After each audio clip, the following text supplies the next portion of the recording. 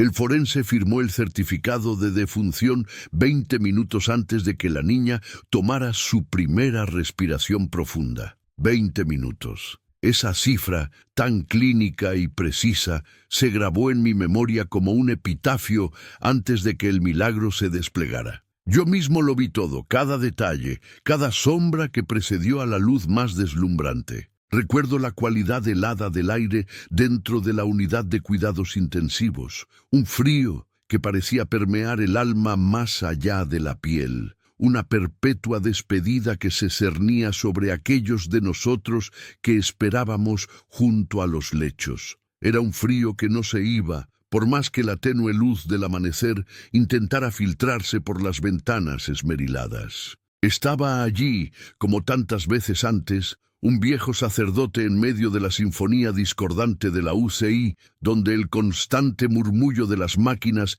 se entrelazaba con el eco de la esperanza rota y el susurro incesante de la muerte. Las bombas de infusión pitaban su conteo implacable, los monitores trazaban líneas de vida y muerte en sus pantallas, y el persistente zumbido de los ventiladores mecánicos llenaba el espacio, un recordatorio constante de la fragilidad de la existencia humana. Para mí, el aire allí siempre olía a antisépticos y a una tristeza subyacente, una fragancia de esterilidad que no podía disipar el aroma de la angustia. El papel oficial yacía sobre una bandeja de acero inoxidable, nítido y blanco, bajo las luces fluorescentes que proyectaban un brillo duro y desalmado. Era un documento de una formalidad terrible, una sentencia escrita a máquina que confirmaba lo que el cuerpo ya había dictado. La firma cansada del médico, el doctor Ricardo Solís. Su rostro, que había visto tantas vidas y tantas pérdidas, era un mapa de agotamiento y compasión gastada, declaraba a Guadalupe Lupita Reyes oficialmente fallecida. Observé cómo su bolígrafo se deslizó por el papel, un trazo final que sellaba el destino de una pequeña alma de 7 años. En ese momento sentí un escalofrío que no era del ambiente, sino del peso de lo que el doctor Solís acababa de hacer, del peso de la muerte que había llegado a este lugar donde se luchaba tan desesperadamente por la vida. Miré a la familia de Lupita, sus rostros marcados por la vigilia y la desesperación. Sofía, su madre, se aferraba a Javier, su padre, ambos convertidos en sombras de lo que una vez fueron. Sus hombros se encogieron, sus cuerpos tensos con un dolor que apenas podían contener. Y abuela Elena, la pilar inquebrantable de la familia, tenía su rosario apretado contra el pecho, sus labios moviéndose en oraciones inaudibles, una resistencia silenciosa contra la marea de la desolación. En la sinfonía caótica de la unidad de cuidados intensivos, donde las máquinas chirrían y silban su vigilia incesante, cada aparato luchaba por imponer su ritmo, su urgencia. Pero en el monitor sobre la cama de Lupita, toda esa discordia se unió en una única y sobrecogedora declaración, una nota plana y final. El pitido constante se había convertido en un tono continuo, ininterrumpido, una línea que no subía ni bajaba, sino que se extendía en una aterradora quietud. El corazón de Lupita, que había latido con una fuerza asombrosa contra toda adversidad, se había detenido. El sonido del monitor era la verdad ineludible, un eco de la ausencia. En ese instante, todas las máquinas parecieron unirse en un silencio respetuoso, o quizás en una aceptación resignada. Y entonces, ese silencio clínico fue quebrado. El llanto de su familia, hasta ese momento contenido, estalló. Era un sonido visceral, un aullido de pérdida que venía de lo más profundo del alma. Un sonido que era puro, desgarrador, inconfundiblemente humano. No había otra voz, ningún otro eco que pudiera competir con la intensidad de su pena. Me sentí como sacerdote, como ser humano, abrumado por una tristeza profunda, una sensación de impotencia que a veces, incluso para un hombre de fe, puede ser abrumadora. Mis propias oraciones se sentían huecas en ese vacío tan profundo. ¿Por qué, Señor? Susurré en mi interior, aunque sabía que no habría una respuesta fácil en ese instante de dolor.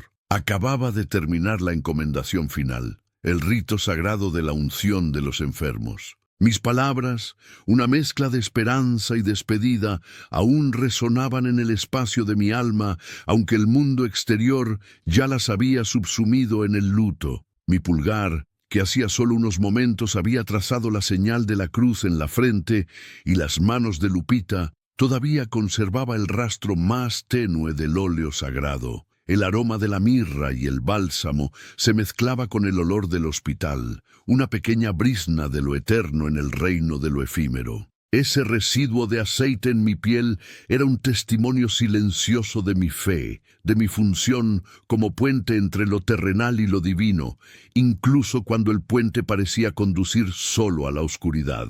Fue entonces, en la cúspide de la desesperación, cuando el tiempo se detuvo y el universo pareció contener el aliento. Mi mirada, llena de una tristeza resignada, se posó una vez más en la pequeña figura en la cama. Su pequeño pecho, inmóvil y pálido bajo la bata del hospital, había permanecido inquebrantablemente quieto durante lo que parecieron horas, pero que la hoja de la certificación de muerte confirmaba como 20 minutos. Sus facciones, delicadas y serenas en la inmovilidad de la muerte, apenas revelaban la batalla que había librado. Era la imagen de la paz, pero una paz que se sentía demasiado definitiva, demasiado final para una niña. Y luego sucedió. Con una lentitud casi imperceptible al principio, un movimiento que mis ojos cansados casi atribuyeron a la fatiga o a un espejismo, su pequeño pecho se alzó. No fue un espasmo, ni un temblor residual. Fue una inhalación, lenta, sí, pero con una deliberación asombrosa, perfecta en su profundidad y en su ritmo, y lo más importante, imposible, un acto biológico que desafiaba cada ley que el médico acababa de firmar, cada pronóstico que había sellado el destino de Lupita, en un lugar donde la vida se aferraba a hilos delgados y la muerte se anunciaba con una certeza brutal.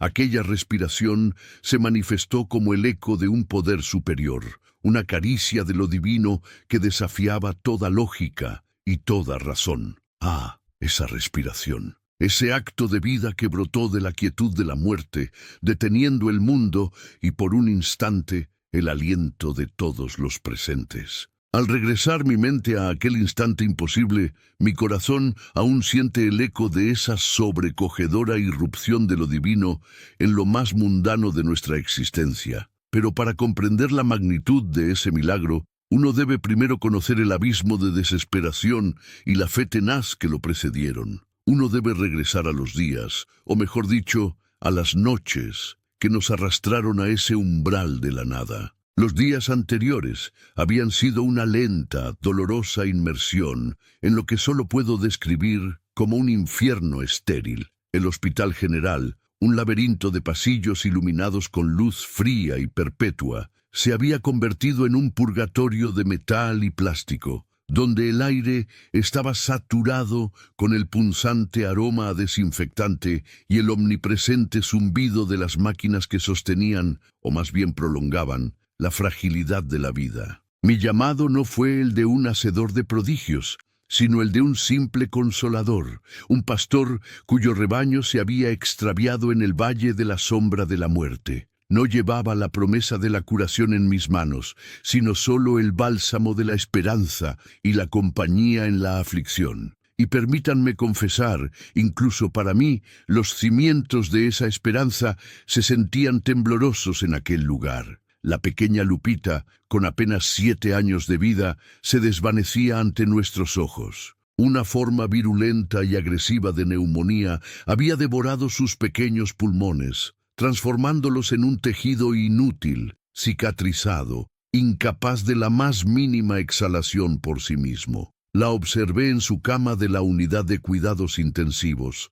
su figura menuda casi perdida entre la maraña de tubos, cables y dispositivos que la mantenían atada a este plano. Su piel, antes rosada y vibrante, había adquirido una palidez casi translúcida, y sus labios, resecos y partidos, apenas insinuaban la vida que alguna vez había contenido su risa. Cada respiración forzada por el ventilador era un recordatorio brutal de que su propio cuerpo había renunciado. Sus ojos cerrados, rodeados de ojeras violáceas, parecían sellar el secreto de un sueño del que no habría despertar.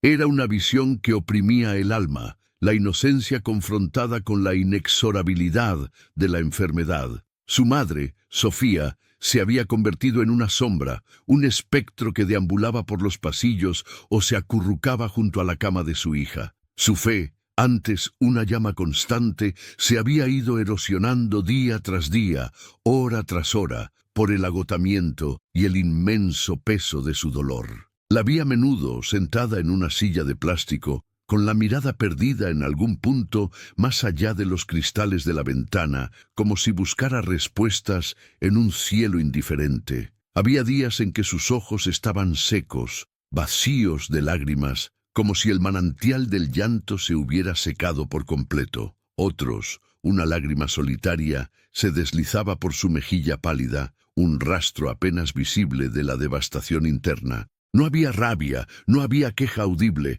solo una rendición silenciosa, un alma que se iba desprendiendo de sí misma a medida que la vida de su hija se extinguía. Su silencio era más elocuente que cualquier grito, una fe hecha jirones que apenas se sostenía con la última hebra de amor maternal. A veces me atrevía a ofrecerle una palabra de consuelo, un fragmento de las Escrituras, pero ella solo asentía con una cabeza pesada, incapaz de responder, su espíritu tan exangüe como el cuerpo de su pequeña. Sentía su incredulidad flotando en el aire, fría y densa, un eco de mis propias dudas silenciosas. Javier, el padre, era la contraparte a la etérea pena de Sofía. En él no había fantasmas, sino una tempestad contenida, una ira silenciosa que burbujeaba justo debajo de una superficie férreamente controlada. Sus ojos, enrojecidos no solo por la falta de sueño, sino por la fiera batalla interna,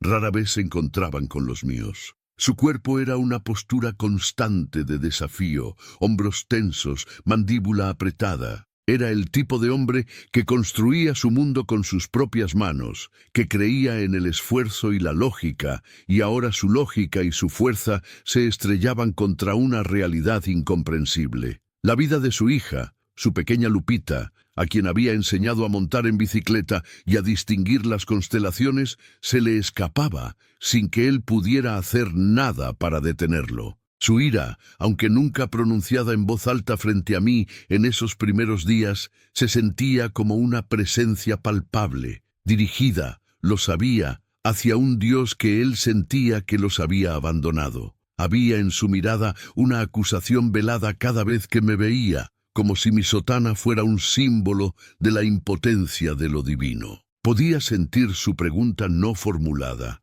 ¿Dónde está la justicia en esto? ¿Dónde está la misericordia de vuestro Dios? Era la misma pregunta que a menudo me asaltaba a mí mismo en las noches sin dormir, cuando el peso del sufrimiento humano se hacía insoportable. Pero en el epicentro de esta desolación, un faro pequeño pero inextinguible permanecía firme. Abuela Elena. Ah, Elena. Su rostro era un mapa de todas las vicisitudes que la vida puede arrojar sobre una persona. Arrugas profundas que surcaban su frente y alrededor de unos ojos que, a pesar de la pena, irradiaban una serena sabiduría. Su piel, curtida por el sol y los años de trabajo, contaba historias de cosechas y sacrificios. Sus manos, nudosas y deformadas por el reuma, nunca, y repito, nunca, estaban sin su rosario de madera gastada. Las cuentas estaban pulidas por el uso incesante, cada una estación en su viaje ininterrumpido de oración. Elena se sentaba en la misma silla de plástico que Sofía ocupaba a veces, pero su presencia era radicalmente diferente. Ella no estaba ausente, estaba absolutamente presente, anclada en la fe. Sus labios se movían en un río incesante de avemarías, un murmullo suave y constante que era el único contrapunto humano a la sinfonía mecánica de la UCI. Era un sonido casi inaudible bajo el zumbido del ventilador, los pitidos intermitentes del monitor cardíaco y el ocasional suspiro de alguna alarma distante, pero para mí era el sonido más poderoso de la habitación. Era la voz de una fe antigua, inquebrantable, que no exigía explicaciones, sino que ofrecía su confianza en la oscuridad. Observé a Elena durante horas, a veces uniéndome a ella en un silencio compartido de oración, a veces simplemente observándola desde una distancia respetuosa. Su fe no era una abstracción, era una fuerza vital, tan tangible como el aire que no respiraba Lupita. Para ella, Dios no era un concepto distante o una promesa rota, sino una presencia constante, un padre que, aunque a veces permitía el sufrimiento, nunca abandonaba a sus hijos. Sus ojos no buscaban la ventana, se centraban en el rostro pálido de su nieta, no con desesperación, sino con una ternura infinita, una entrega que trascendía la lógica y la esperanza médica. No vi en ella ni un rastro de duda, ni una pizca de queja. Solo una persistencia humilde, una creencia sencilla pero profunda, de que, incluso en el valle de la sombra, la luz divina estaba cerca. Me preguntaba a menudo de dónde extraía esa fortaleza. Quizás era el reflejo de una vida entera vivida bajo la guía de la fe, de haber capeado innumerables tormentas personales, de haber visto la mano de Dios en los detalles más pequeños de la vida cotidiana. Su oración no era un regateo con el cielo, ni una demanda, era una ofrenda, un acto de amor puro y desinteresado. Era, a mi parecer, la encarnación de la bienaventuranza que promete a los de corazón puro que verán a Dios. Y en aquella unidad de cuidados intensivos, donde la ciencia hablaba de probabilidades y pronósticos sombríos, la fe de Elena hablaba de otra cosa, de las posibilidades infinitas de la gracia, de la intercesión que puede doblar las leyes del universo. A veces, mientras las enfermeras ajustaban un tubo o el médico revisaba una gráfica, Elena ni siquiera levantaba la vista. Su concentración era absoluta, su rosario un ancla que la mantenía firme en el mar de incertidumbre. Sofía y Javier, cada uno a su manera, estaban sumidos en su propia pena, en su propia batalla con la realidad, pero Elena, ella estaba sumida en Dios. Su fe no era una negación de la gravedad de la situación, sino una afirmación de una realidad aún mayor. Era un recordatorio silencioso y constante de que, por encima de los diagnósticos, por encima de las máquinas, por encima de la desesperación humana, existía un poder que podía trascenderlo todo. Su presencia era un bálsamo para mi propia alma, una afirmación de que, incluso cuando las respuestas lógicas se agotaban, la oración seguía siendo un camino. Ella era el contrapunto vital a cada pronóstico médico, a cada lectura de monitor que gritaba «fin». En ese ambiente deshumanizado, la figura de Elena era un faro de humanidad y de espiritualidad inquebrantable.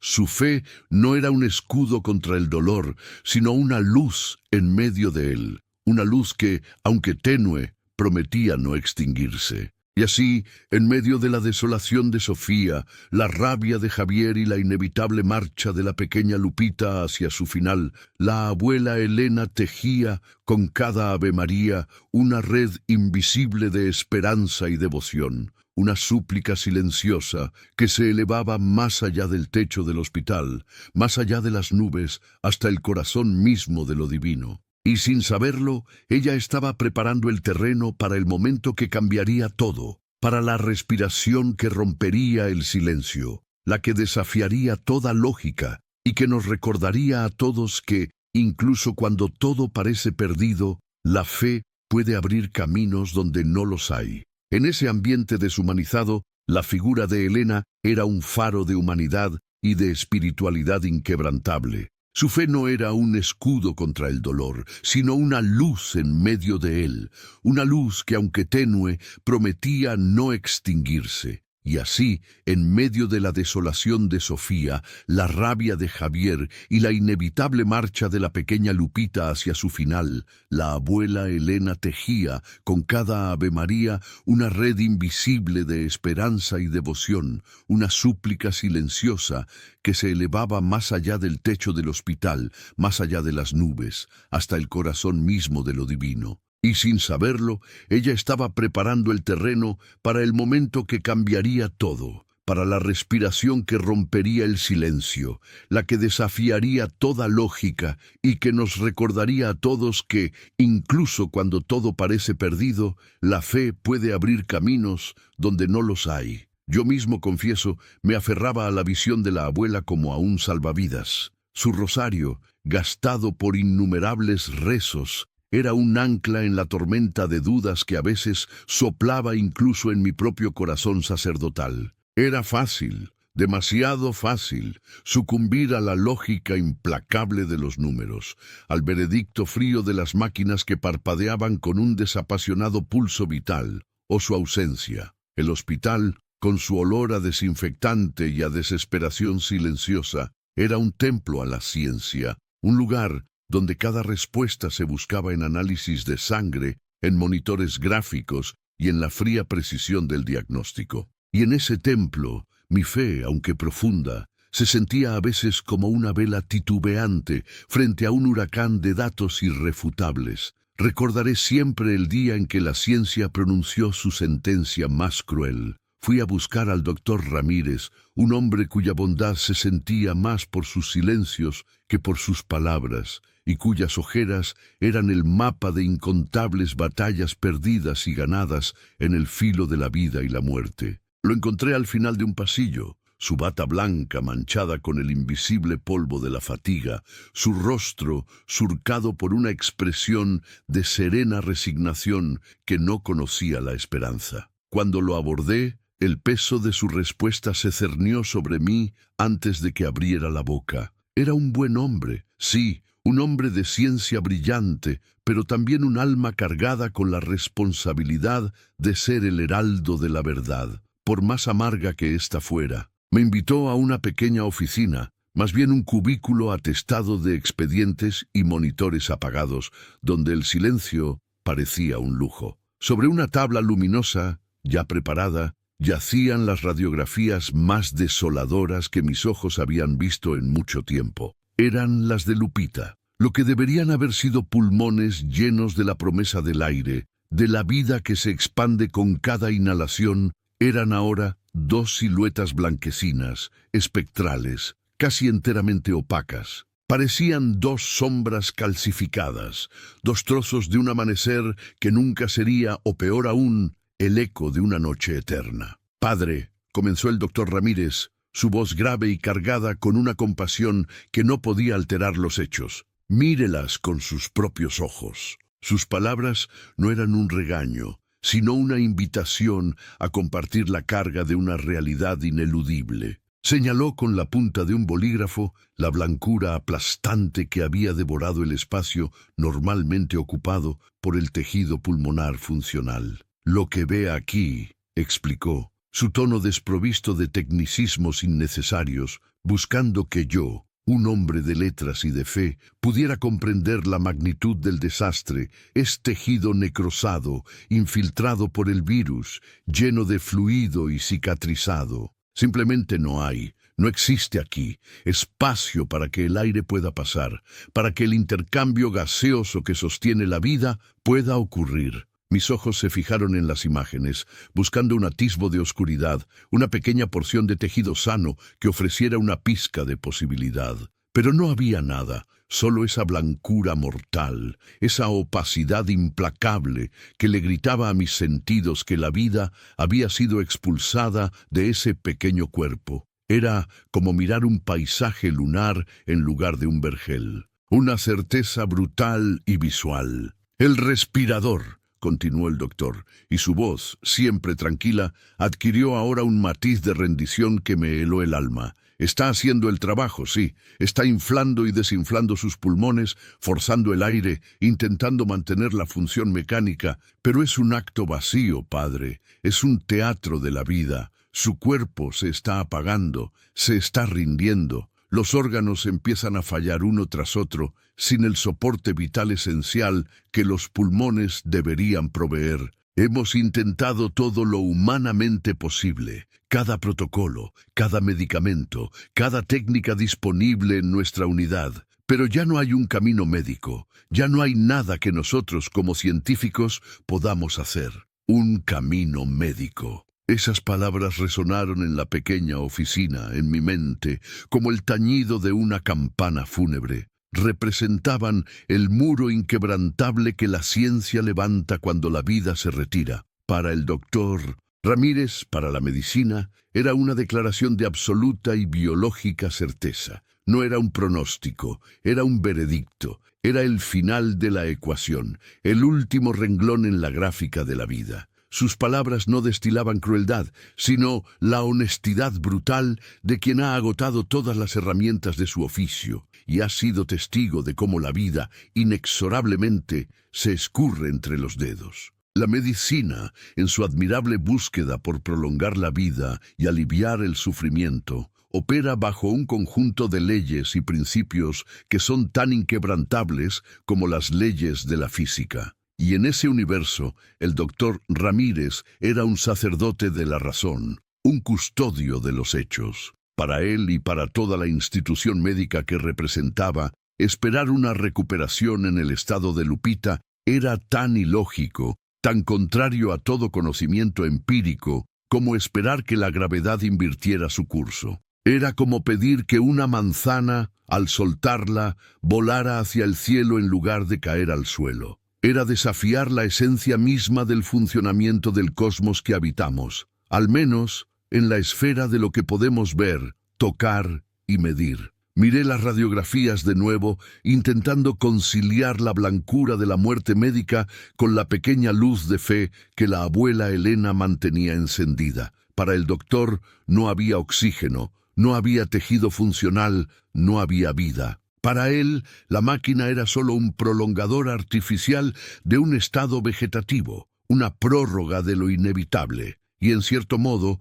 su lógica era impecable. Era una lógica forjada en años de estudio, en la observación de miles de casos, en la frialdad de los datos que no mienten. Y yo, Padre Miguel, un hombre cuya vida entera giraba en torno a lo invisible, a lo inmaterial, a la fe que mueve montañas, me encontraba de pie en la grieta de ese abismo entre la certeza del hombre y la promesa de Dios. Mi mente vagó por los pasillos de mi propia fe. ¿Dónde estaba la esperanza cuando el cerebro dejaba de funcionar, cuando el corazón se debilitaba hasta el silencio, cuando los pulmones se volvían inútiles? Hablamos de la resurrección, sí, hablamos de la vida eterna, pero ¿y la vida aquí, en este valle de lágrimas? ¿Cómo consolar a una familia cuando los hechos eran tan categóricos? Las palabras de consuelo que solía ofrecer, las verdades sobre el misterio del sufrimiento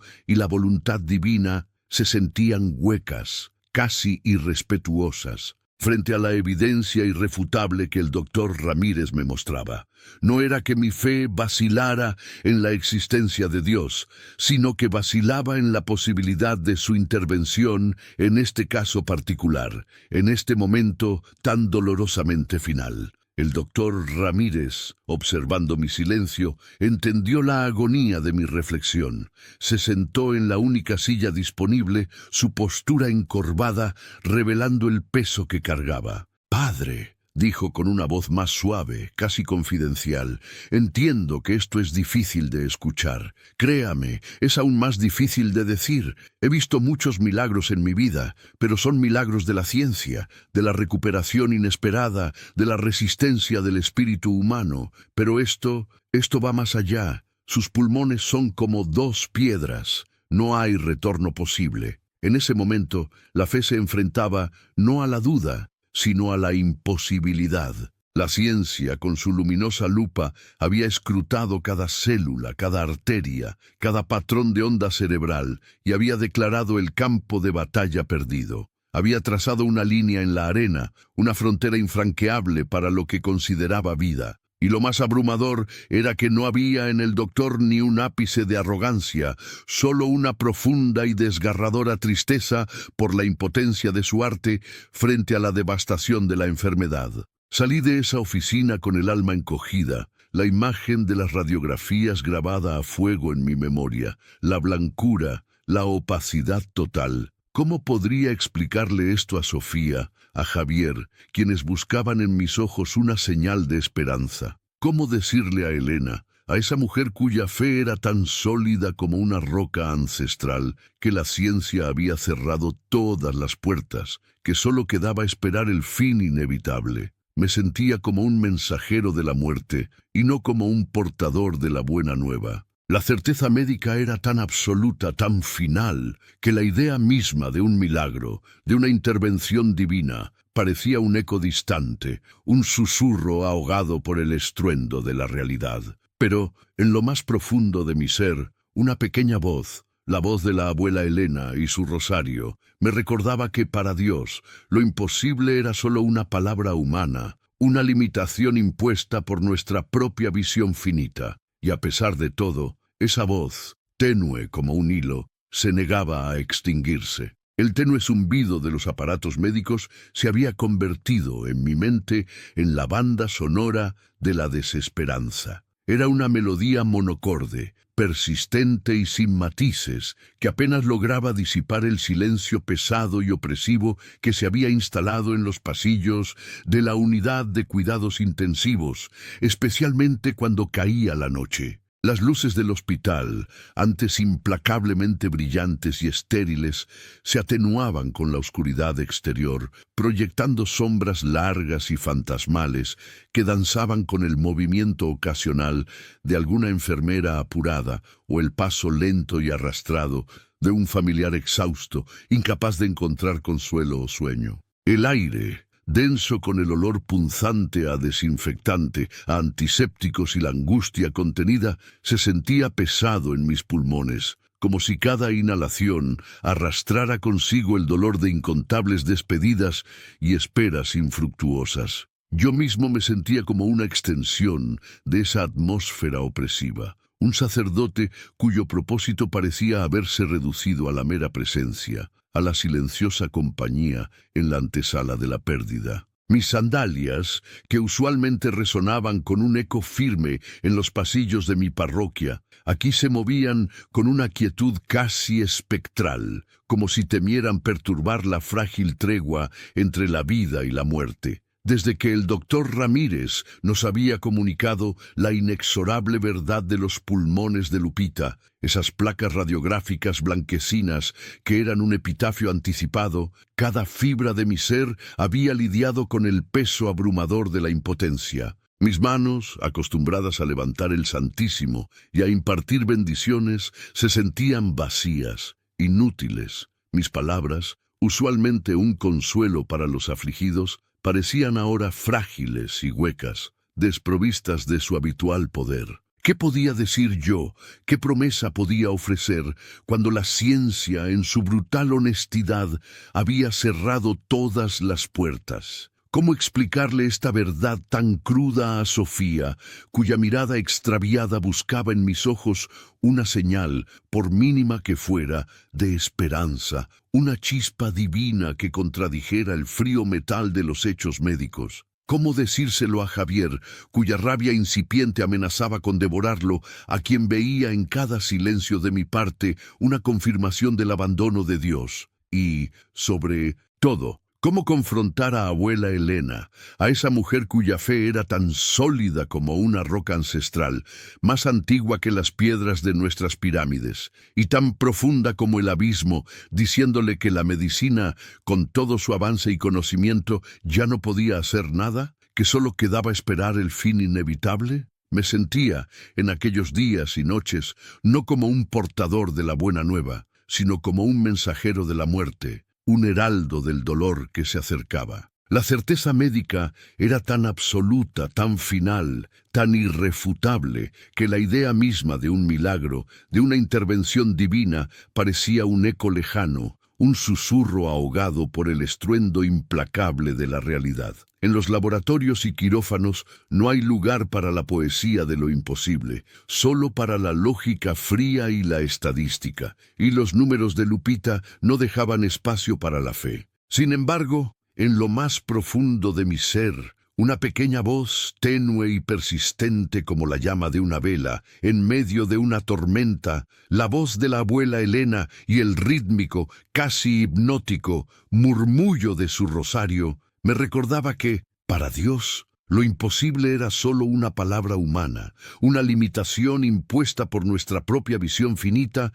y nuestra comprensión limitada del universo. Y a pesar de todo el ruido de la razón y la lógica que clamaban a mi alrededor, esa voz, un hilo de plata en la oscuridad, se negaba a extinguirse, permanecía encendida como un faro diminuto en la inmensidad de la noche. Fue precisamente en uno de esos pasillos solitarios, ya bien entrada la noche, cuando el silencio del hospital era solo interrumpido por el leve trajinar del personal de turno y el eco distante de los carros de la limpieza, que Javier me encontró, o mejor dicho, me acorraló. Yo me había detenido un momento frente a una ventana, observando la Ciudad de México dormir bajo una capa de niebla luminosa, reflexionando sobre la inmensidad de un mundo que seguía su curso indiferente al drama que se cocinaba en el piso de la UCI. Su figura, generalmente robusta y erguida, la de un hombre que había forjado su vida con el sudor de su frente,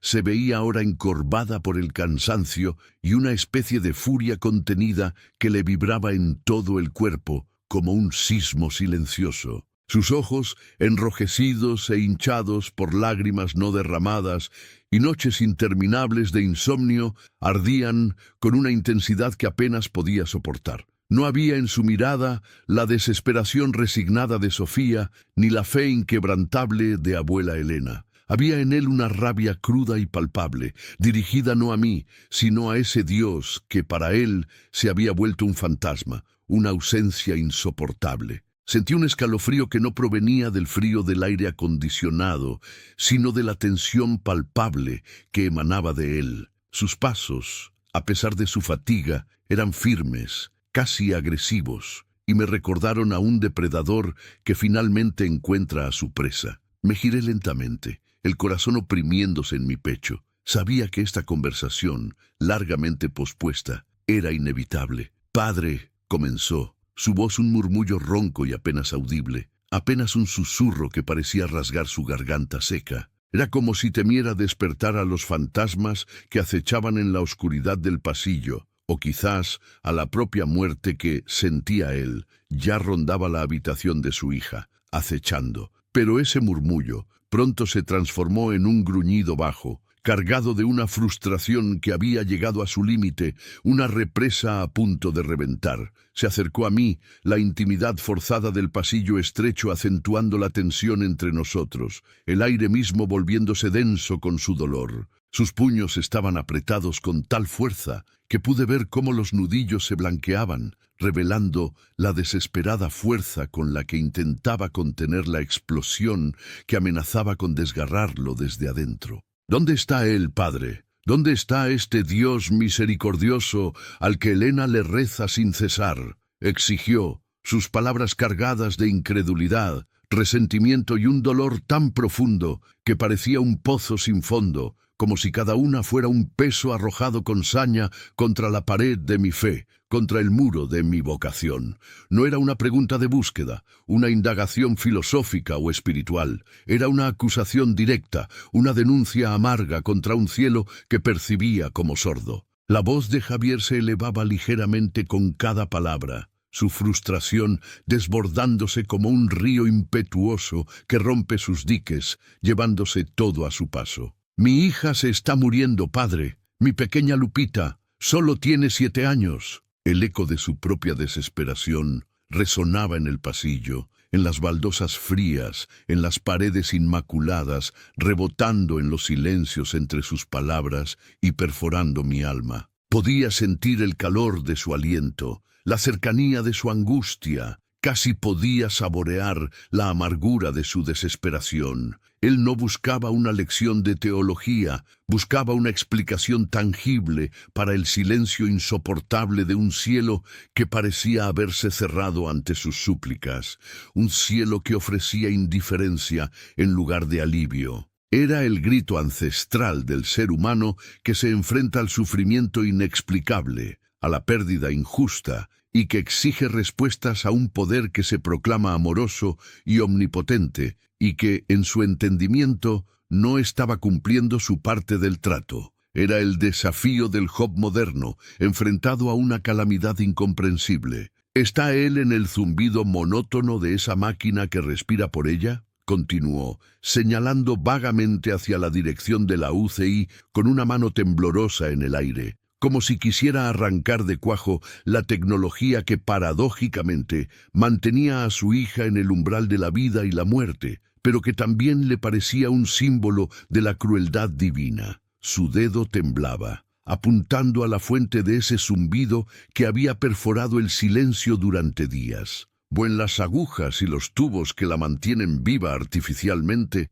que la prolongan en este limbo de dolor. ¿Está ahí su misericordia, Padre? ¿Es esto, este sufrimiento prolongado, la prueba de su amor, de su divina providencia? ¿Un Padre amoroso permitiría esto? Cada pregunta era un golpe, un puñal que atravesaba no solo mi corazón, sino también las certezas más profundas de mi propia vocación. Javier no me daba tiempo a responder. De hecho, no quería respuestas. Quería que yo presenciara su desgarro, que sintiera la magnitud de su abandono, que compartiera la ignominia de un Dios silencioso. Mi hija está muriendo, y todo lo que usted tiene son oraciones. ¿De qué sirven las oraciones, Padre, cuando la muerte ya ha puesto su mano fría y certera sobre lo más preciado de uno, sobre la inocencia misma? Exclamó, su voz elevándose por un momento antes de quebrarse, revelando la vulnerabilidad que intentaba ocultar tras su ira. ¿De qué sirve creer en un Dios que permite esto? ¿Es que no nos escucha? ¿Es que no le importamos lo suficiente como para intervenir, para detener este calvario? Sus palabras, crudas y despojadas de toda reverencia, golpearon con una fuerza devastadora. Sentí como un nudo se apretaba en mi garganta, un peso en mi pecho. Me quedé en silencio, observando su rostro contraído, sus ojos que suplicaban y acusaban al mismo tiempo, en un torbellino de emociones contradictorias. No tenía respuestas fáciles para él, y si las hubiera tenido, habrían sonado a falsedad, a clichés vacíos en medio de su infierno personal. La verdad era que en ese momento, mis propias palabras se sentían huecas, incluso para mí. ¿Qué podía decir yo ante el abismo de un padre que veía desvanecerse la vida de su hija? ¿Cómo podía ofrecer consuelo cuando el consuelo mismo parecía una burla ante la certeza abrumadora de la muerte de Lupita, una burla cruel al amor de un padre? Intenté hablar. Mis labios se movieron, secos y pesados, pero las palabras se trabaron en mi garganta, ahogadas por la avalancha de su desesperación y mi propia impotencia. Un sudor frío perlaba mi frente. Finalmente, logré musitar algo sobre el misterio del sufrimiento, una frase gastada que había pronunciado miles de veces a lo largo de mis muchos años de ministerio, una frase que en ese momento me sonó vacía y desprovista de toda su antigua resonancia. Javier, empecé con voz suave, buscando la calma en mi interior, un oasis de serenidad que en realidad no habitaba. La fe no es un escudo contra el dolor, sino una luz dentro de él. No nos promete que no sufriremos, sino que no sufriremos solos, que Él está con nosotros en medio de la prueba. Pero incluso mientras las pronunciaba, mis palabras se sentían vacías, débiles, insignificantes frente a la imponente y fría realidad de su hija agonizando. Era una frase que se repetía en los libros de teología, en los sermones bien intencionados, pero que sonaba terriblemente inadecuada, casi ofensiva, en el pasillo de una UCI, a la luz lúgubre de las lámparas fluorescentes, y bajo el eco del zumbido incesante de las máquinas que mantenían una vida artificial. Javier no quería una abstracción teológica, quería a su hija sana, quería que Dios hiciera lo que la ciencia no podía. Quería un milagro, y al no verlo, su fe, o lo que quedaba de ella, se había convertido en un campo de batalla devastado, cubierto de escombros. Sus palabras no solo reflejaban su propia crisis de fe, sino que eran también un espejo cruel de las preguntas silenciosas que a menudo revolvían en mi propio corazón, especialmente en momentos como este. Como sacerdote, se espera de mí una fe inquebrantable, una certeza inamovible, una roca espiritual que no se doblega ante la adversidad.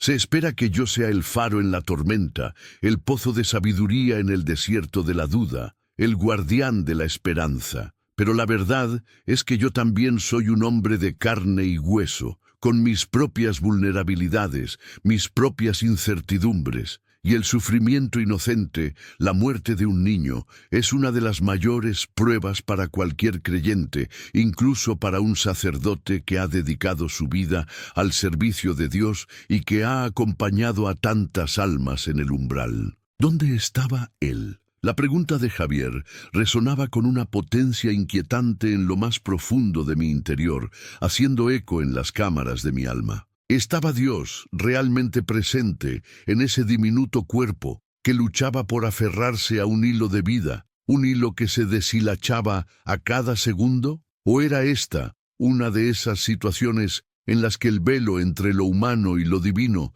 se volvía impenetrable, donde la voluntad de Dios se nos escapaba por completo, dejándonos a solas con nuestra impotencia y nuestro dolor, con la única compañía de los pitidos de las máquinas? La fe no era solo una cuestión de intelecto para mí, sino de corazón, de experiencia. Y en momentos como este, cuando el dolor era tan palpable y presente, la presencia de Dios se sentía tan dolorosamente ausente, tan distante como las estrellas más lejanas. Me aferraba a la esperanza, sí, pero esa esperanza se sentía frágil, asediada por la razón y por la experiencia acumulada de una vida que había visto demasiada pérdida. Recordaba a abuela Elena con su rosario gastado, las cuentas pulidas por incontables rezos y sus labios moviéndose en una plegaria incesante, un murmullo constante que era como un río subterráneo de fe. Su fe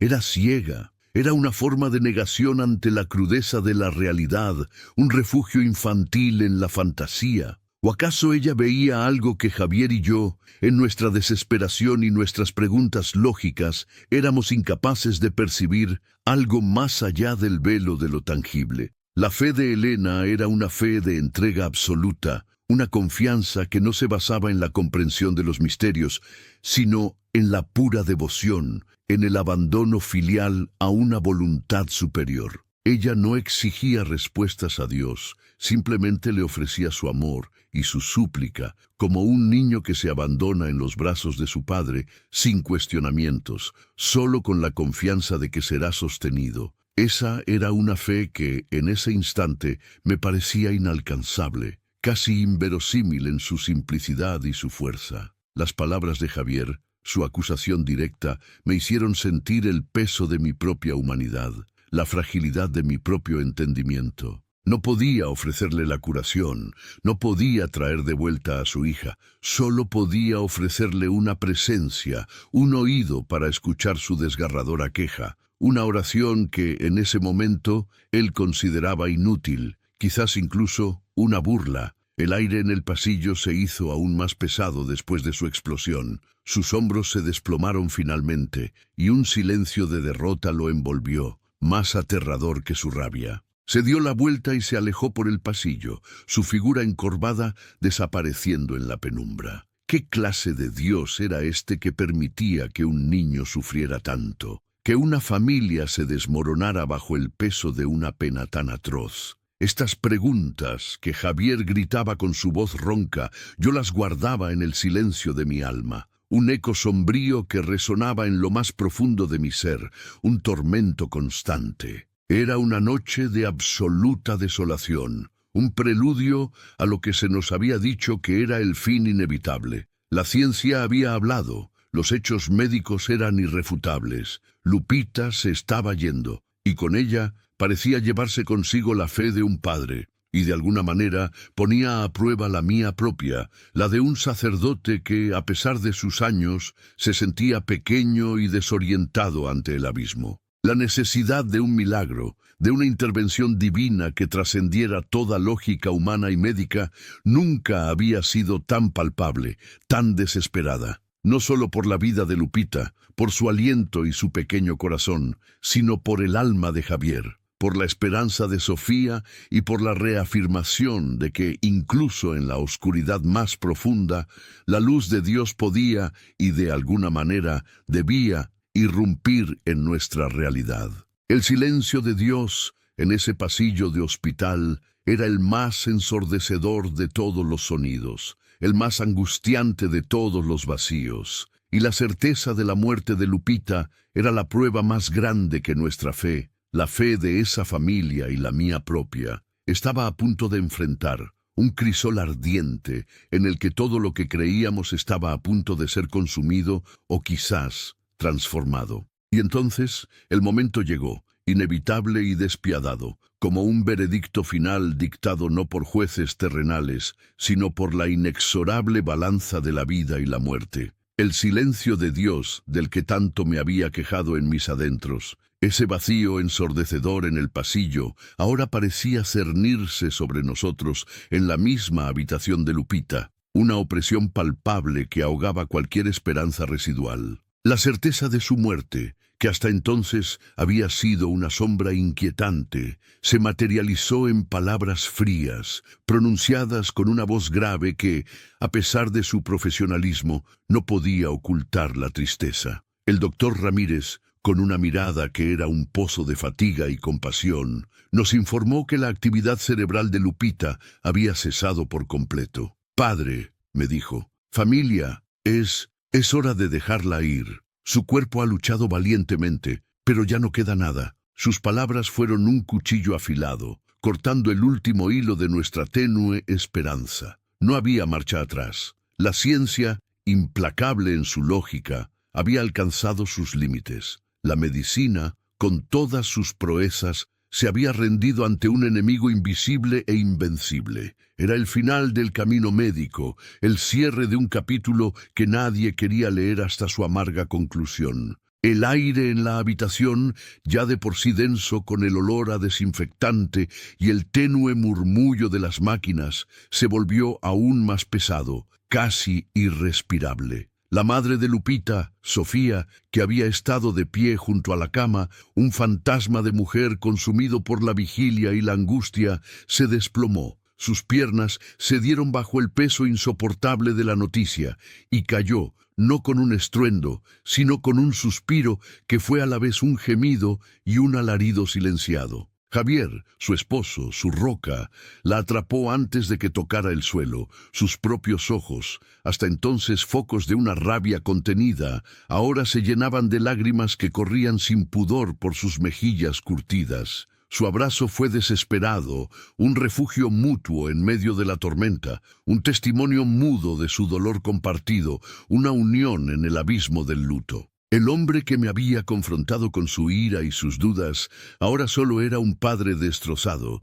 aferrándose al último vestigio de lo que fue su familia, antes de que la muerte se llevara un pedazo irrecuperable. Y luego estaba abuela Elena. Ah, abuela Elena. Siempre la abuela Elena. En ese caos de desolación, ella fue el único pilar inamovible. Su rostro, marcado por el tiempo y las penas de una vida entera, permanecía impasible, sereno. Sus ojos, profundos y sabios, estaban fijos en la pequeña Lupita, en ese cuerpo frágil que, a pesar de todo el esfuerzo y el amor, se preparaba para emprender el viaje final. Sus manos, nudosas y fuertes, no soltaron el rosario de madera gastada. Sus labios, apenas perceptibles, se movían en un rosario perpetuo de avemarías, una letanía suave y constante que era el único contrapunto humano a la sinfonía de máquinas y al eco del dolor de su familia. Era una oración silenciosa,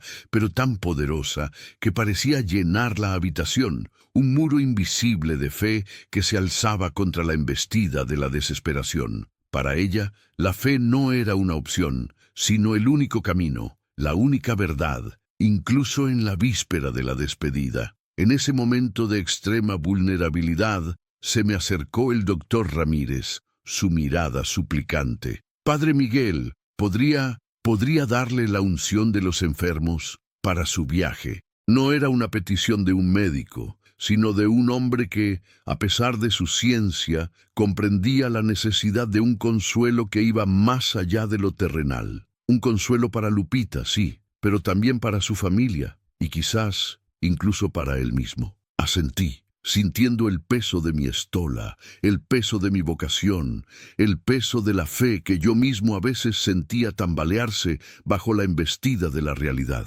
Me dirigí a la pequeña mesa en la esquina de la habitación, donde ya habían dispuesto el copón con el óleo bendecido. Mis manos temblaban ligeramente mientras me ponía la estola púrpura, el color del luto y la penitencia, pero también de la preparación para lo eterno. Cada movimiento era deliberado, sagrado, un ritual anclado en siglos de tradición y esperanza. Mientras abría el copón, el suave aroma del óleo se mezcló con el aire estéril del hospital, una fragancia de sacralidad que por un instante pareció purificar el ambiente. Era el bálsamo de Dios, el ungüento que prometía consuelo y fortaleza espiritual, incluso cuando el cuerpo físico se desvanecía.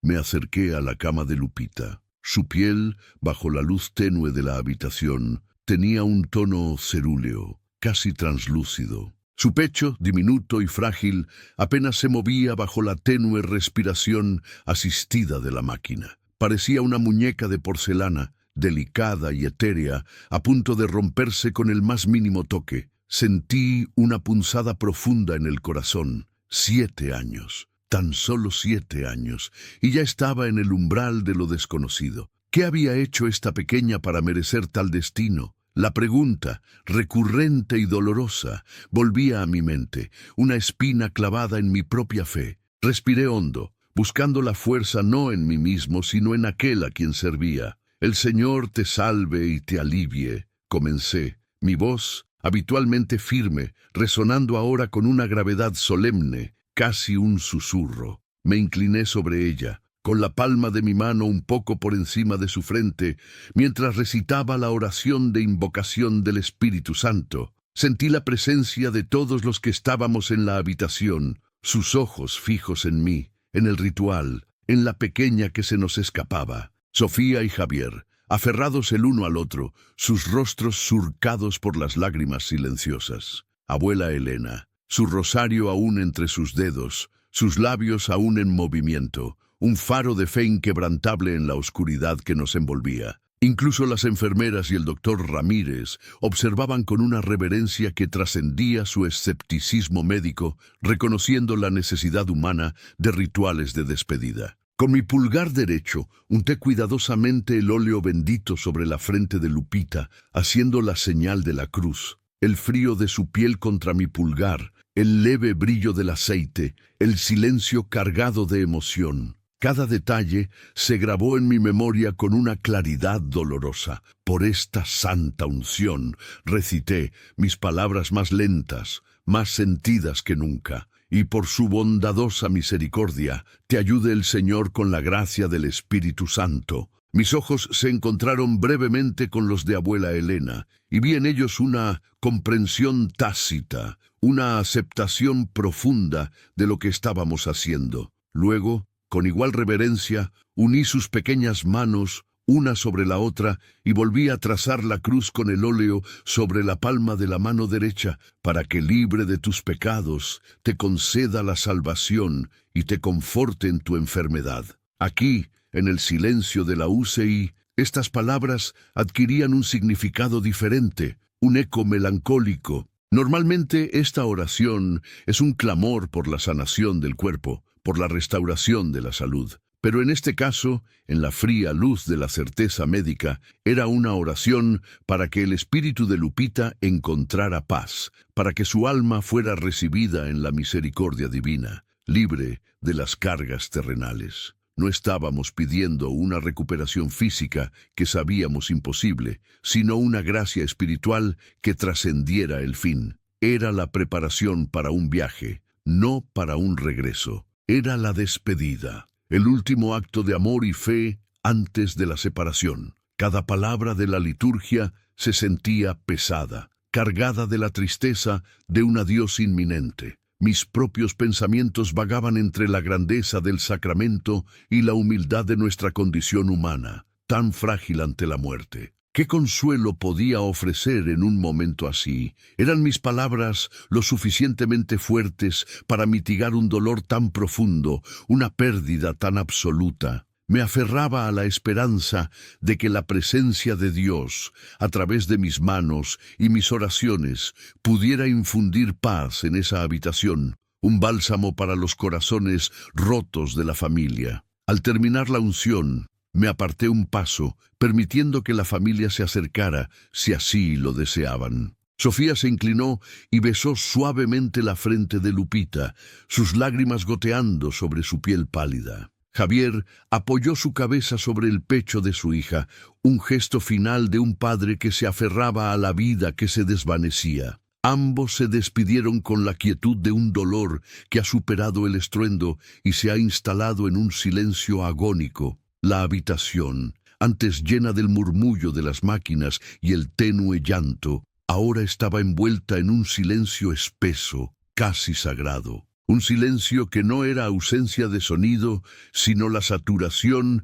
de una emoción tan profunda que lo ahogaba todo. Se sentía el peso de las oraciones no dichas, de las esperanzas perdidas, de los amores que ahora se convertían en memoria. Era el silencio de la resignación, el silencio del duelo anticipado, el silencio de un mundo que se detiene para presenciar una partida. Para mí, como sacerdote, este momento era un recordatorio constante de la fragilidad de la vida y la inescrutable voluntad de Dios. Había administrado la unción de los enfermos innumerables veces, pero cada una era única, cada una era un encuentro con el misterio de la vida y la muerte. Y en el caso de Lupita, era particularmente desgarrador. Su juventud, su inocencia, hacían que la aceptación de su destino fuera aún más difícil de tragar. Me retiré a un lado, mi corazón pesado. Había hecho lo que mi fe me dictaba,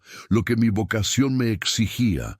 Había ofrecido el último consuelo de la Iglesia, la esperanza de una vida eterna cuando la vida terrenal se extinguía. Pero, ¿era suficiente? ¿Bastaría para sanar las heridas de esta familia, para restaurar la fe de Javier, para consolar el alma de Sofía? Solo el tiempo lo diría, o quizás, como a veces sucede, solo la fe inquebrantable de abuela Elena podría resistir tal embate. El reloj de la UCI parecía haberse detenido. Cada segundo que pasaba era un granito de arena que se escurría en el reloj de arena de la vida de Lupita. Sabíamos que, en cualquier momento, la máquina sería desconectada y ella se iría en paz, o lo que entendíamos por paz en aquel entonces. Todos nos estábamos despidiendo. No solo con palabras o gestos, sino con cada respiración, cada latido de nuestros propios corazones que resonaba en ese silencio cargado,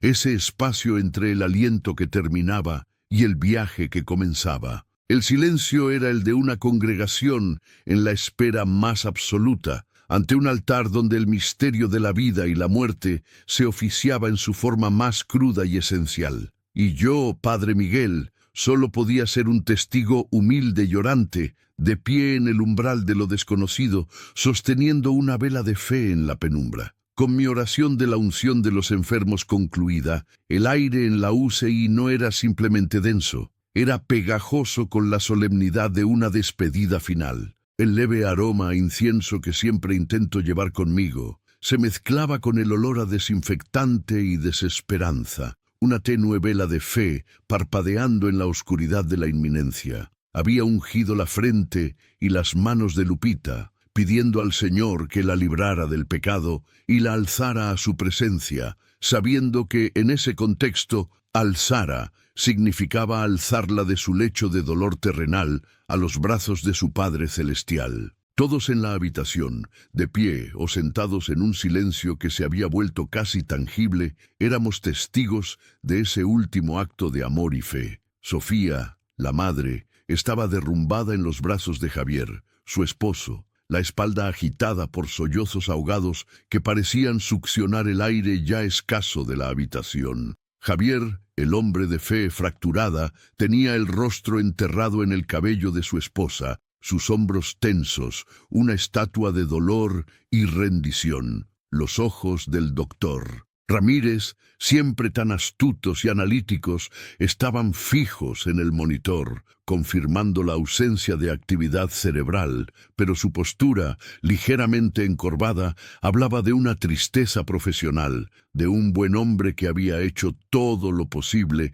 y ahora solo podía observar la partida. Las enfermeras, con años de experiencia en estos umbrales, se movían con una lentitud respetuosa, sus rostros velados, preparadas para lo inevitable, para el momento en que los dedos del médico señalarían el fin. Pero abuela Elena, abuela Elena, ella era diferente, no se derrumbó, no sollozó. Sus ojos, aunque húmedos, brillaban con una determinación inquebrantable, una fe que ni la muerte, ni el silencio de la UCI, ni el dictamen médico más rotundo podían apagar. Ella era el roble más antiguo y robusto en medio de un campo arrasado por la tormenta. Sus labios se movían en un murmullo constante, apenas audible, una letanía de oraciones que solo ella y Dios podían entender, pero cuya energía llenaba la habitación. Su rosario de madera, pulido por incontables horas de rezo,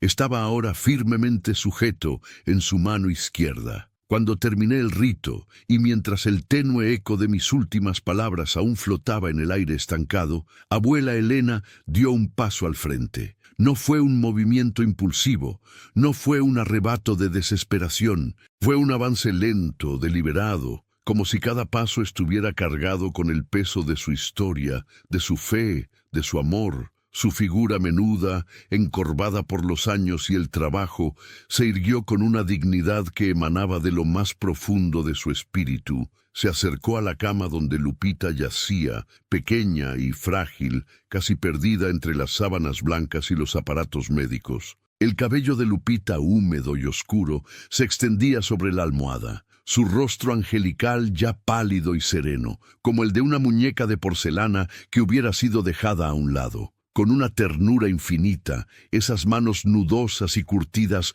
por una vida de esfuerzo, de tortillas y de caricias, se extendieron hacia el pecho de su nieta. Entre sus dedos, abuela Elena sostenía un escapulario pequeño, de tela café, apenas del tamaño de mi pulgar. Era de esos que se llevan cerca del corazón, con las imágenes desgastadas por el tiempo y el roce constante. En uno de los cuadrados apenas podía distinguirse la imagen de la Virgen del Carmen, y en el otro, lo adivinaba, el escudo de la orden. No era un objeto nuevo, de esos que se venden en las tiendas de artículos religiosos. Este escapulario era antiguo, vivido, empapado en sudor y fe. Una reliquia personal de una devoción que trascendía generaciones. Con una suavidad que me conmovió hasta lo más profundo del alma, abuela Elena colocó con sumo cuidado el escapulario sobre el pecho inmóvil de Lupita, justo donde uno sabe que late el corazón,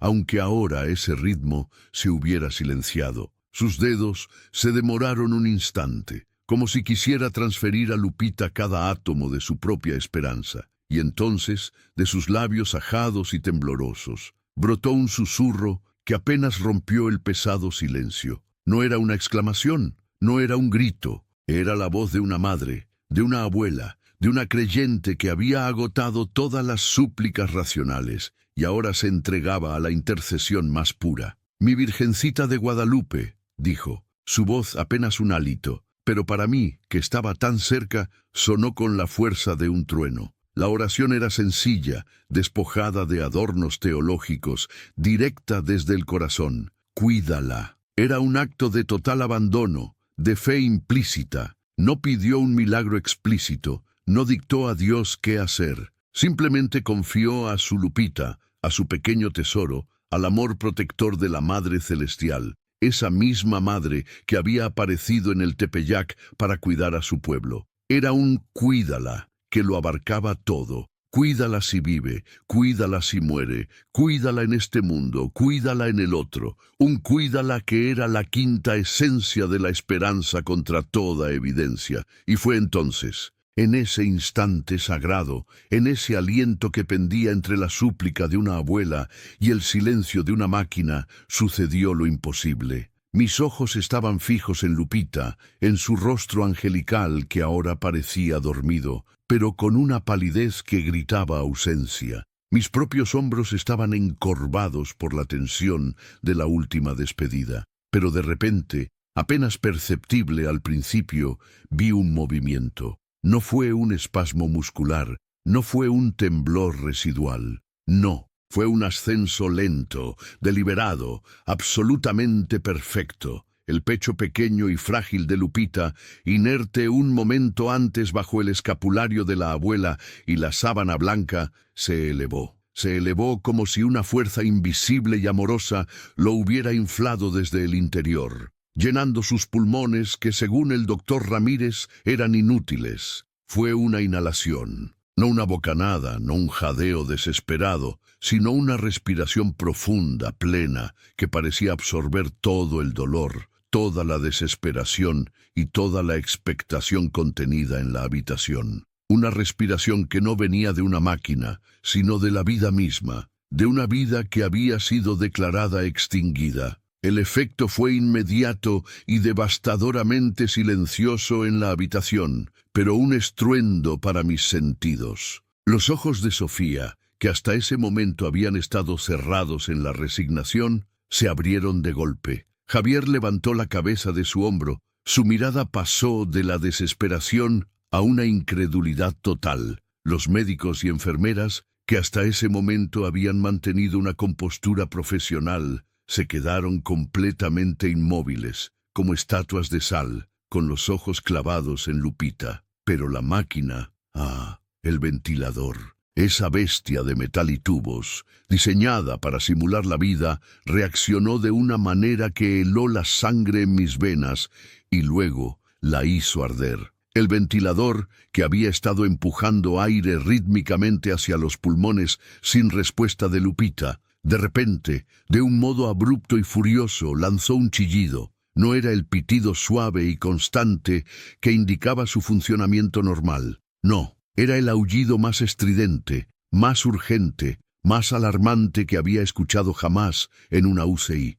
Era un grito electrónico agudo y persistente que resonó en el estéril espacio, rebotando en las paredes de cristal y metal. Era una alarma de alto nivel, de esas que significan crisis, falla crítica, peligro inminente. Pero su mensaje no era el de una máquina que dejaba de funcionar, ni el de una paciente que dejaba de responder. No, la alarma no gritaba por un fracaso, sino por una interferencia. El ventilador, esa maravilla de la ciencia médica, se estaba volviendo loco. Detectaba una presión que no estaba programado para esperar, una presión interna, vital, poderosa. Detectaba la presión de unos pulmones que, según todos los gráficos y todos los pronósticos, no debían tener ni la fuerza ni la capacidad para oponer la más mínima resistencia. Detectaba la presión de una niña que estaba respirando por sí misma. El sonido era ensordecedor, un asalto al sentido, un grito de guerra tecnológico contra la imposibilidad biológica. En medio de ese caos sonoro, el pecho de Lupita se alzó de nuevo. Otra respiración, profunda, completa, imposible. Era como si su pequeño cuerpo estuviera desafiando con cada inhalación el grito furioso de la máquina, afirmando su propia vida, su propia voluntad de existir, contra todo lo que la ciencia había declarado. Era la respiración de una niña de 7 años, frágil y diminuta, que con cada aliento transformaba el silencio de la UCI en un campo de batalla donde la fe se alzaba triunfante sobre la lógica. Mis propios ojos se llenaron de lágrimas, no de tristeza, no de dolor, sino de un asombro tan puro y tan abrumador que me hizo temblar. Esto no era una casualidad, esto no era un error de diagnóstico, esto no era un último espasmo, esto era un milagro. Un acto de Dios tan claro y tan rotundo que mi mente, acostumbrada a buscar explicaciones teológicas y pastorales para el sufrimiento, se quedó completamente en blanco. Solo quedaba la pura, cruda, gloriosa realidad de lo que mis ojos estaban viendo y mis oídos estaban escuchando. La vela de fe que había sostenido en la penumbra se había convertido de repente en un sol abrasador, iluminando cada rincón de la habitación, cada alma presente. Y en el centro de esa luz, en el ojo de la tormenta sonora del ventilador, Lupita tomó otra respiración, y otra, cada una, un testimonio, una voz que clamaba desde la boca de la imposibilidad. Cada una, la respuesta a la súplica susurrada de una abuela, la prueba innegable de que la fe, incluso cuando parece ser una vela solitaria en la oscuridad, tiene el poder de encender las estrellas. El shrill, estridente y furioso pitido del ventilador, que hasta hacía unos segundos había sido la banda sonora ininterrumpida de nuestra desesperación. El ritmo artificial que forzaba la vida en un cuerpo que se negaba, de repente se ahogó. No fue un apagón eléctrico ni una falla mecánica, sino una interrupción más profunda, más absoluta. Fue como si el universo mismo hubiera decidido que la cacofonía de la tecnología y la ciencia, la ruidosa insistencia de lo que debería ser, debía ceder su lugar a algo más fundamental, más antiguo, a un silencio que no era ausencia de ruido, sino una presencia sobrecogedora. Recuerdo que fue un silencio casi palpable, como una manta gruesa de terciopelo que caía suavemente sobre la unidad de cuidados intensivos. Los monitores, con sus líneas y números, seguían brillando, pero su coro de pitidos, susurros y zumbidos se desvaneció, o al menos mis oídos dejaron de percibirlos. Era un efecto casi hipnótico, un momento de suspensión en el tiempo y el espacio,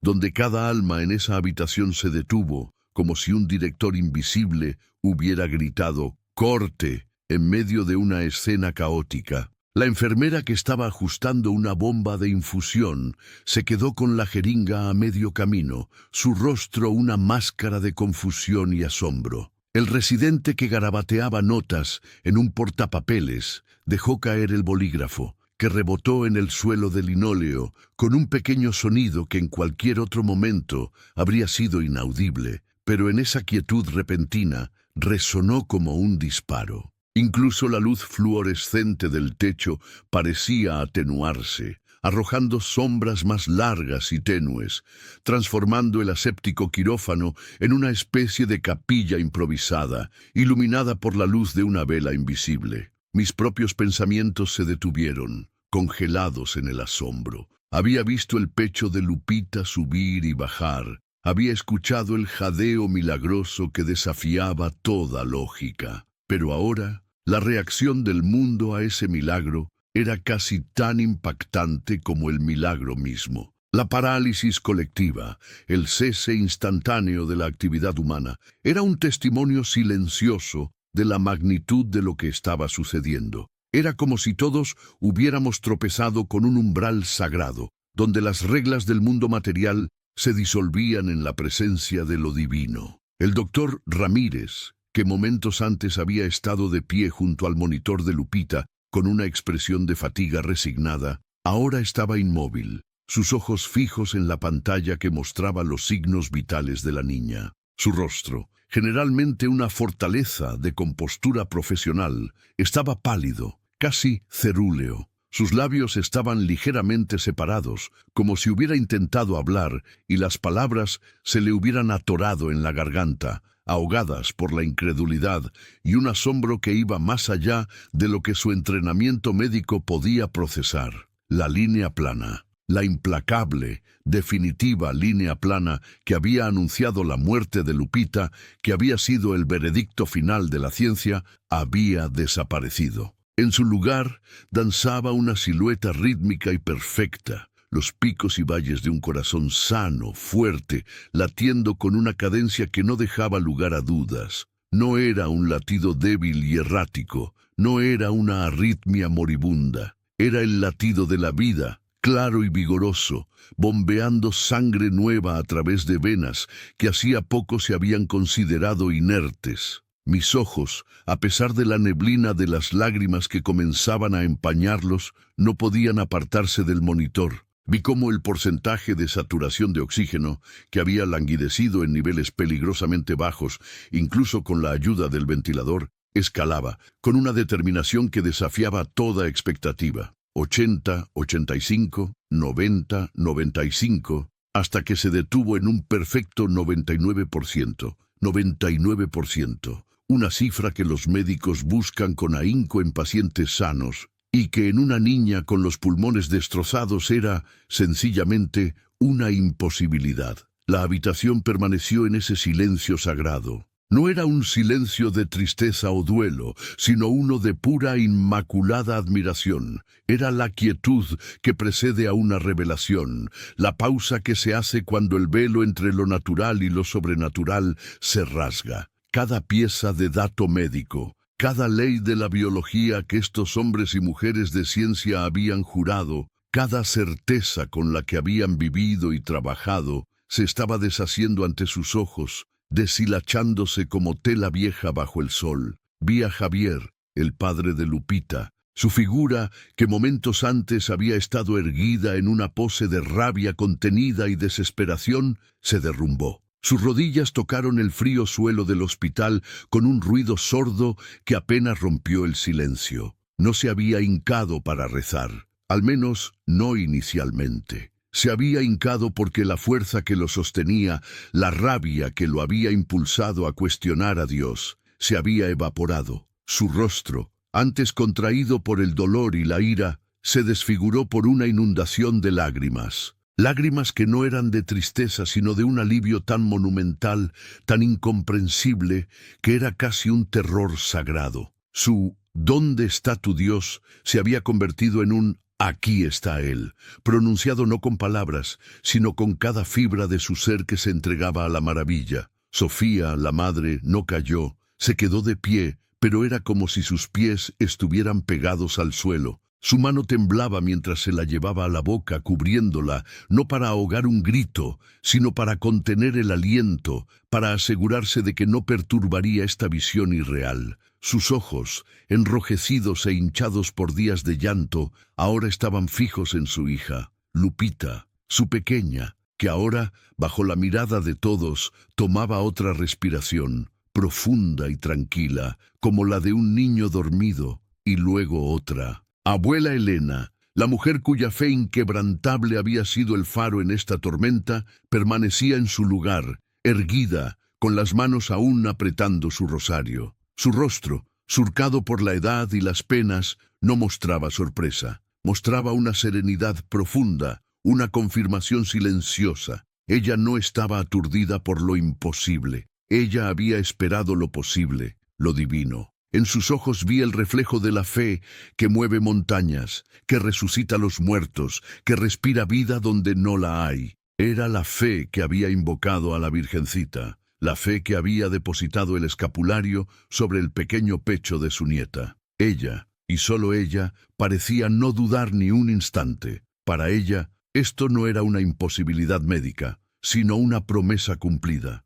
El milagro se había manifestado no solo en el cuerpo de Lupita, sino en el corazón de cada uno de los presentes. La UCI, ese lugar donde la vida y la muerte se libraban en una batalla constante, donde la ciencia trazaba sus límites con líneas firmes, se había transformado. Ya no era un espacio de desesperación estéril, sino un santuario de lo inexplicable, un portal por el que lo divino había irrumpido en lo mundano con una fuerza irrefutable. Nos quedamos así por lo que parecieron siglos, pero probablemente fueron solo unos minutos. El tiempo se había estirado, se había deformado. La realidad había sido reescrita. El doctor Ramírez fue el primero en moverse, con pasos vacilantes. Se acercó al monitor, luego a Lupita, escuchó con un estetoscopio, tocó su frente, sus manos temblaban. Luego, con una voz que era apenas un susurro, llena de una mezcla de desconcierto y una profunda humildad, dijo: Está respirando por sí misma. Y en ese susurro, la UCI entera se disolvió un poco más. Las máquinas, los ruidos del hospital que antes habían sido la base de nuestro mundo, parecían ahora insignificantes, distantes, porque lo imposible había ocurrido. La vida había regresado, no por la mano del hombre, sino por la mano de Dios. Y el silencio que lo había acompañado, ese silencio sagrado, había sido el heraldo de una verdad que trascendía toda explicación, toda lógica humana. Era la voz de Dios misma, resonando en el corazón de cada uno de nosotros. Y en el centro de ese silencio, Lupita respiraba, un testamento viviente a la omnipotencia de la fe. El silencio, ese profundo y sagrado silencio que había envuelto la unidad de cuidados intensivos, no se disipó con el clamor de los enfermeros que poco a poco empezaron a moverse, ni con las voces incrédulas y llenas de asombro de los doctores. Más bien, se transformó. Se incrustó en el alma de cada uno de los presentes, como una semilla divina que germinaría con el tiempo. El monitor ahora danzaba con las pulsaciones rítmicas de Lupita, su pequeña cadera subiendo y bajando con una respiración constante, perfectamente natural. El color había regresado a sus mejillas. Era la vida misma, reclamando su lugar con una suavidad que desmentía la imposibilidad de su retorno. Las semanas que siguieron fueron, para el hospital, una serie de fenómenos que desafiaban toda explicación. Lupita se recuperó con una velocidad que dejó perplejos a los médicos. Los tubos y las agujas fueron retirados uno a uno, sin complicaciones, sin secuelas. Las máquinas que la habían mantenido artificialmente viva y que ahora atestiguaban su autonomía, fueron silenciadas una a una, hasta que solo quedó el sonido de su propia respiración, un milagro susurrante en medio de la habitual prisa hospitalaria. La primera vez que la vi fuera del hospital no fue en su casa, sino en el jardín parroquial, bajo el sol generoso de un sábado por la mañana. Lupita, con su cabello ahora más largo y atado con 2 trencitas, correteaba entre los macizos de bugambilias, persiguiendo mariposas. Su risa, clara y melódica, era un himno a la vida, un contrapunto glorioso al silencio de muerte que la había envuelto. No había rastro de la enfermedad ni de la debilidad. Sus pulmones, según las últimas radiografías que el doctor Ramírez me había mostrado, eran ahora de un rosa prístino, sin cicatrices, sin la opacidad que había prometido un final inevitable. Eran, en sus propias palabras, pulmones perfectos, como si nunca hubieran conocido el flagelo de la enfermedad. El doctor Ramírez, un hombre cuya fe se había forjado en la irrefutable lógica de la ciencia, había cambiado. Lo vi en una reunión semanas después, mientras presentaba el caso de Lupita en una conferencia médica. No intentó racionalizarlo. Con una voz que aún llevaba el eco del asombro, mostró las radiografías, las gráficas de los monitores, la firma del forense y luego las nuevas imágenes. No hay explicación médica, dijo, sus ojos buscando los de sus colegas. Es un misterio profundo y humillante que nos recuerda los límites de nuestro conocimiento y la inmensidad de lo que no comprendemos. No pronunció la palabra milagro, pero la implicación era tan palpable como el aire que ahora llenaba los pulmones de Lupita. Para él, la medicina ya no era una fortaleza impenetrable de hechos, sino una ventana, de vez en cuando, hacia un horizonte más vasto y divino. Para la familia Reyes, la fe ya no era un concepto abstracto, una serie de oraciones susurradas en la desesperación. Era la memoria de una respiración, el latido de un corazón que había vuelto de la nada. Sofía, La madre que había sentido su fe desmoronarse, ahora tenía una quietud en sus ojos, una paz que venía de haber tocado el borde del velo entre este mundo y el siguiente.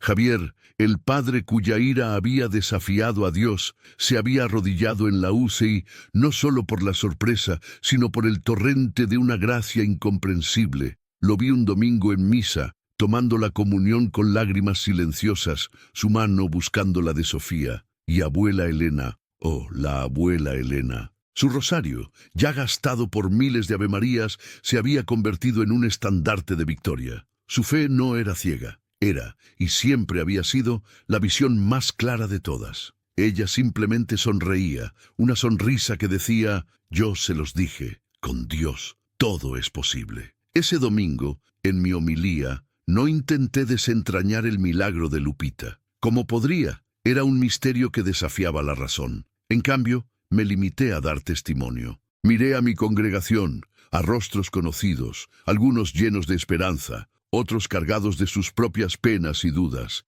y les hablé del silencio. Mis queridos hermanos y hermanas, comencé, mi voz pausada, resonando en la nave de la iglesia. A veces, en nuestras vidas, el ruido del mundo es ensordecedor, el zumbido de nuestras preocupaciones, el estrépito de nuestras responsabilidades, la cacofonía de nuestras dudas y sufrimientos. Y en medio de ese ruido buscamos a Dios, esperando quizás un susurro, una señal tenue. Hice una pausa, dejando que mis palabras flotaran en el aire. Pero a veces, hermanos, Dios nos susurra. A veces, cuando nuestra desesperación es más profunda, cuando toda lógica humana nos abandona, cuando la ciencia no tiene más respuestas, Él nos envía un milagro tan claro, tan profundo, tan innegable, que transforma todo ese ruido, toda esa cacofonía, en un silencio sagrado.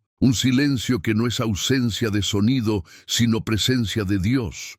Un silencio tan potente que nos obliga a escuchar con el alma, a ver con los ojos de la fe. Y en ese silencio se revela una verdad que nuestros corazones anhelan saber, que con Él verdaderamente nada es imposible, que su amor es más fuerte que la muerte, más poderoso que la desesperación. El milagro de Lupita no fue solo la restauración de una vida, fue la restauración de la fe para muchos. Fue una confirmación, no de que la vida sea fácil, sino de que Dios está con nosotros, incluso en el valle de la sombra de la muerte, listo para respirar vida donde solo hay un vacío. Y esa respiración, hermanos y hermanas, esa respiración imposible, resonará en mi corazón hasta el día en que yo mismo respire por última vez. Porque sí, aunque las máquinas de la UCI volvieran a su eterno zumbido y la vida hospitalaria reanudara su curso predecible, el recuerdo de ese silencio y la respiración de una niña que había regresado del umbral se había grabado en el alma de todos nosotros. Era el recordatorio perenne de que incluso en nuestro mundo moderno, bajo la atenta mirada de la ciencia, la mano de Dios sigue obrando maravillas. Y esa verdad, más que cualquier otra, era la que nos sostenía en la fe.